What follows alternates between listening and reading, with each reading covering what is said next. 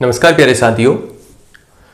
पटवारी के एग्जाम में क्या 170 अंक लाए जा सकते हैं अगर आप अभी से तैयारी शुरू करें तो, या नहीं लाए जा सकते? देखिए, इसका जवाब मैं ना भी दे सकता हूं और हाँ भी दे सकता हूं। ये डिपेंड करेगा आपकी रणनीति के ऊपर कि आपकी कैसी रणनीति है, आप तैयारी कैसे करते हैं। अगर आप सही तैयारी करना जानते हैं, आपकी रणनीति सही है, आपका मार्गदर्शन सही है, आप मेहनत सही करते हैं, आप निरंतर रहते हैं, तो 170 के 180 अंक भी आप ला सकते हैं। लेकिन इसके लिए आपको स्मार्ट वर्क करना होगा, आपको सही दिशा में मेहनत करनी होगी, आपका जो गाइडेंस है वह सही होना चाहिए। एक उदाहरण से मैं आपको एक बात समझाता हूं।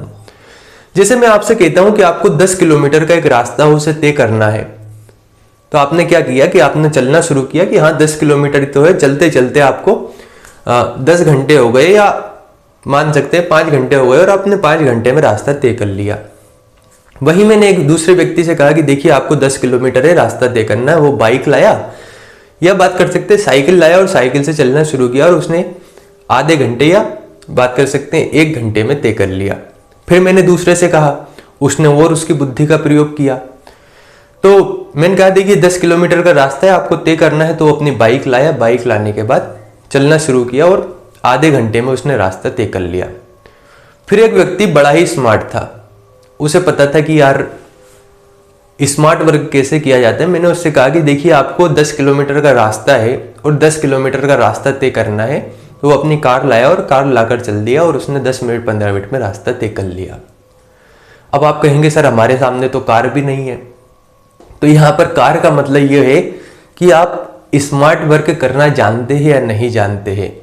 संसाधन सभी के पास सीमित है, ऐसा नहीं है कि किसी के पास बहुत संसाधन है या किसी का दिमाग कुछ ज़्यादा ही चलता है कि वो एक बार पढ़ लिया तो उसको चीज़ें बिल्कुल परमानेंट बैठ ही गई है, एक बार उसने किताब उठाई है उसको याद हो गया। ऐसा नहीं होता है। सभी का माइंड एक एवरेज है, सभी का औसत माइंड है, सभी का कार्य करने का तरीका थोड़ा सा अलग होता है। माइंड की जो कैपेसिटी वह एक जैसी होती है। डिपेंड आप पर करता है कि आप कैसे तैयारी करते हैं। यानी अगर आप स्मार्ट वर्क को थोड़ा सा शामिल कर ले अपनी स्टडी में, आपकी पढ़ाई में, और स्मार्ट वर्क के साथ आप अगर कठोर परिश्रम कर ले तो 170 नहीं, आप 185 अंक भी ला सकते हैं। कोई बड़ी बात नहीं है। आप जैसे हम जैसे लोग ही करते हैं, कोई दूसरा तो करता नहीं है। तो अब बात ही आती है कि सर ये 170, 180, 185 अंक जो सुनने में हमें असंभव लग रहे हैं, इसे कैसे प्राप्त करें? देखिए आपके सिलेबस में 8 सब्जेक्ट हैं।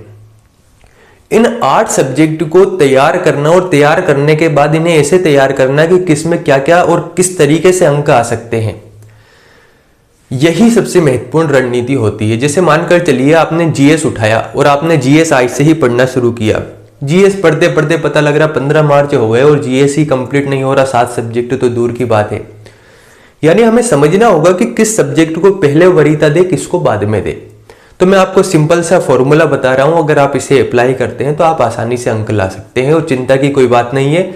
जिनके दिमाग में खलबली मची है, कुछ लोगों को हमेशा डाउट रहता है, सिलेक्शन लोगों का हो जाएगा, इनको फिर भी डाउट होगा कि अरे यार उसने तो हो सकता है 20-20 घंटे पढ़ाई की होगी जब जाके सिलेक्शन हुआ। तो उनको मैं छोड़ देता हूं, जो वास्तव में पढ़ना चाहते हैं मैं उनके लिए बताता हूं। 8 सब्जेक्ट में से आपको 6 सब्जेक्ट ऐसे हैं जिसमें 25 में से 24 अंक आ सकते हैं। पहला सब्जेक्ट हिंदी। हिंदी के कुछ टॉपिक तो ऐसे हैं जहां से प्रश्न बनना है, जैसे कि रचनाएं, जैसे कि प्रत्यय उपसर्ग, जैसे कि अगर मैं बात करूं यहां पर संधि, विलोम शब्द, इनसे प्रश्न बनना ही है।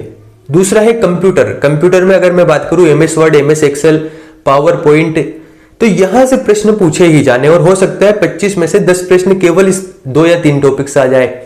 तो 2 टॉपिक हो गए हमारा, पहला है हिंदी, दूसरा है कंप्यूटर। तीसरा जो टॉपिक है, तीसरा है प्रबंधन।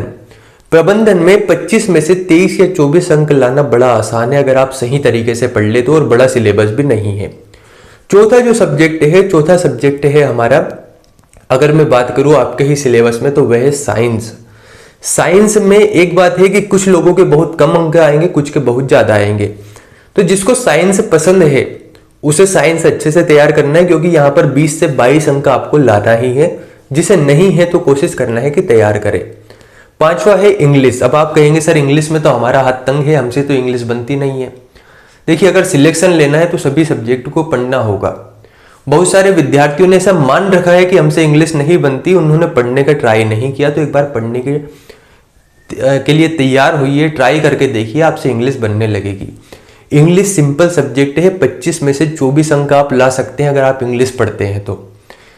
जैसे कि मानकर चलिए आपने मैथ लगाना प्रारंभ किया, मैथ की प्रैक्टिस करना प्रारंभ की, मैथ की जगह अगर आपने इंग्लिश की प्रैक्टिस कर ली ना, इतने टाइम इंग्लिश अच्छे से पढ़ ली, तो आप आराम से 24 से या 23 से 24 अंक उसमें ला सकते हैं। हो गए यहाँ पर कितने, 5 सब्जेक्ट। छठा जो सब्जेक्ट है अब वो है रीजनिंग। रीजनिंग की इसलिए मैं बोल रहा हूं क्योंकि रीजनिंग मैथ्स की अपेक्षा सरल सब्जेक्ट है, और मैथ्स ऐसा सब्जेक्ट है जिसे आधे विद्यार्थियों के अंदर उसको लेकर एक डर बैठा हुआ है, और आधे विद्यार्थी सोचते हैं यार हमारा मैथ्स आसानी से हो जाएगा। जिनके मन में डर है वो रीजनिंग को अच्छा करे, और जिनके मन में डर नहीं है वो मैथ को अच्छा करके किसी एक सब्जेक्ट में अगर सही से ध्यान नहीं लगता, अगर सही समझ में नहीं आता, तो उसको कम भी पढ़ेंगे तो काम हो जाएगा। इसके बाद है जीएस। जीएस पे आपको इतना ही ध्यान देना है जितना कि हमारे प्रश्न बन सके और हमारा सिलेक्शन हो सके, यानी Hindi, computer, reasoning, English, science, इस पर हमें बहुत अच्छे ढंग से पकड़ बनानी है। अगर इन पर आपकी पकड़ अच्छी हो गई ना, तो आपको सिलेक्शन से कोई नहीं रोक सकता। आपके 170 के 185 अंक आ सकते हैं। और डिटेल में हम चर्चा करेंगे, लेकिन आपको तैयारी इसी अनुरूप करनी है। बहुत बहुत धन्यवाद।